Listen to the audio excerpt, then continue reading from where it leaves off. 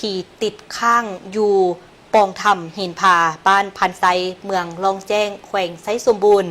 ปัจจุบันหน่วยงานกู้ภัยของลาวและไทยพร้อมด้วยภาคส่วนที่เกี่ยวข้องก็ยังสืบต่อเล็งให้การช่วยเหลือประชาชนจำนวน7คนที่ติดข้างอยู่ปองธรรมหินผาบ้านพันไซเมืองลองแจ้งแขวงไซสมบูรณ์ซึ่งการปฏิบัติเปียกงานตัวจริงก็ยังพบอุปสรรคหลายอย่างที่ต้องได้ระมัดระวังและเฮ็ดเวียกแข่งกับเวลา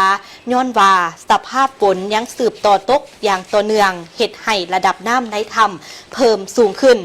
ปัจจุบันหน่วยงานกู้ภัยของลาวและไทยพร้อมโดยภาคส่วนที่เกี่ยวข้องยังสืบต่อเล็งให้การช่วยเหลือประชาชนจำนวน7คนที่ติดข้างอยู่ปองถ้ำหินผาบ้านพันไซเมืองลองแจ้งแขวงไซสมบูรณ์ท่านนางเพชรสมัยโพสัยวงศ์รองประธานคณะกรรมการปกครองแขวงไซสมบูรณ์ประธานคณะกรรมการคุ้มครองภัยพิบัติคันแขวงทั้งเป็นหัวหน้าคณะทีมงานติดตามแก้ไขภาคสนามได้รายงานให้ฮู้ว่าในวันที่24 พฤษภาคม 2026 บรรดาทีมงานกู้ภัยจาก4ภาคส่วนเดินทางไปถึงเมืองล่องแจ้งเข้าปฏิบัติเปียกงานตัวจริงอยู่ภาคสนามภายหลังได้รับฟังรายงานข้อมูลจากคณะรับผิดชอบภาคสนามและประชาชนผู้ที่เคยเข้าไป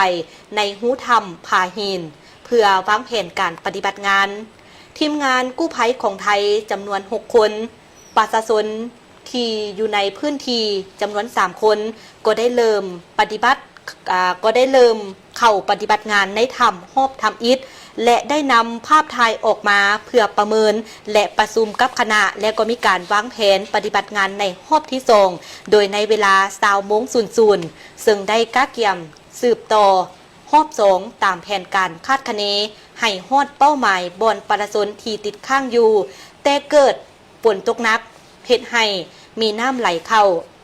น้ำออกบ่อใหญ่ขึ้นอุปกรณ์นำไส้จำนวนหนึ่งขนส่งไปบ่ทันฮอดสนามเพราะว่านักเส้นทางยุ่งยากจึงได้มีการโจ๊ะแผนการดำน้ำแต่ก็ยังสืบต่อดูดน้ำออกปกติตลอด24 ชั่วโมงสำหรับแผนการเคลื่อนไหวในวันที่25 พฤษภาคม 2026 นี้ยังสืบต่อจากจุดที่6โดยจะดำน้ำเข้าไปหาเนิน30 องศาซึ่งมีระยะทางประมาณ30 เมตรซึ่งเนินนี้คาดว่าจะมีผู้รอดชีวิตอยู่ในนั่นและปฏิบัติแผนการดูดน้ำออกตลอด24 ชั่วโมงส่วนเวียกงานอยู่ภายนอกก็ได้มีการก้าเกี่ยมพาหนะอุปกรณ์การแพทย์ฉุกเฉินให้รับประกันตลอด24 ชั่วโมง